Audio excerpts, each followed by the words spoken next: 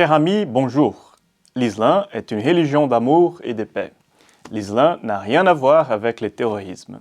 Voilà des affirmations que l'on entend régulièrement après chaque attentat. C'est en tout cas ce genre de discours que les responsables de la mosquée d'Alonne, dans la Sarthe, ont tenu après l'assassinat de Samuel Paty. À l'époque, le président de l'association allonaise pour le juste milieu, AAJM, gestionnaire de la mosquée d'Alonne, avait assisté à la messe de la Toussaint. Il avait affirmé, je cite, « Dénoncer cette barbarie et rappeler notre attachement à la lutte contre tous ces actes terroristes, quels qu'ils soient. » Il avait aussi déclaré, je cite, « Je peux vous l'affirmer, l'islam est une religion de paix.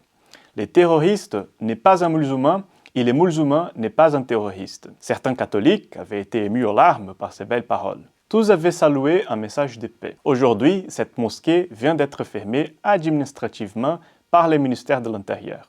Le Figaro rapporte que ce qui s'y disait à l'intérieur de la mosquée était bien loin du message rassurant que ses dirigeants proclamaient à l'extérieur. D'après les célèbres quotidiens, qui a eu accès à des sources du renseignement français, ont traité les non-musulmans d'animaux. Les imams étaient invités à rencontrer les koufars, c'est-à-dire les mécréants, afin de les tranquilliser. Pendant ce temps, certaines prises de parole internes évoquaient la nécessité, je cite, d'humilier les mécréants ennemis de l'islam et des musulmans, et de donner la victoire aux musulmans. D'après le Figaro, plusieurs propos tenant à légitimer les djihad armés, la haine et la discrimination des juifs, des chrétiens ou des occidentaux en général auraient été tenus par les responsables de la mosquée. Tandis que certains tenaient des paroles rassurantes dans les églises, d'autres se félicitaient de l'égorgement de Samuel Paty et qualifiaient son assassin de martyr.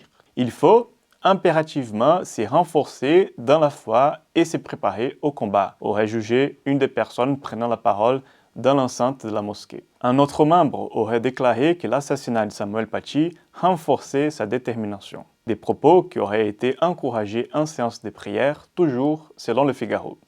Dès 2015, à l'occasion des attentats contre Charlie Hebdo, les enfants auraient été invités à ne pas respecter les minutes de silence en classe et de remercier Allah car il a, je cite, « vengé les prophètes ». En fait, ce double discours n'est surprenant que pour les naïfs. La taqiyya, c'est-à-dire l'art de la dissimulation, est un classique chez les islamites.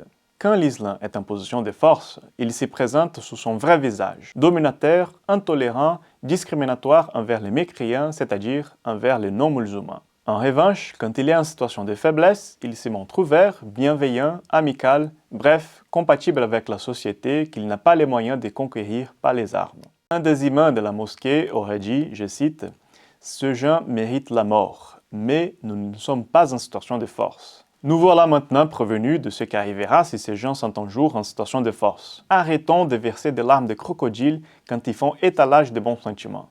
Soyons intransigeants. Ne les laissons plus gagner un seul centimètre de terrain. Dénonçons leur double discours chaque fois que cela est nécessaire. Pour contribuer au réveil de la France chrétienne face à l'islam menaçant, je vous invite à rejoindre le réseau Sainte Jeanne d'Arc maintenant par un don mensuel de la valeur de votre choix.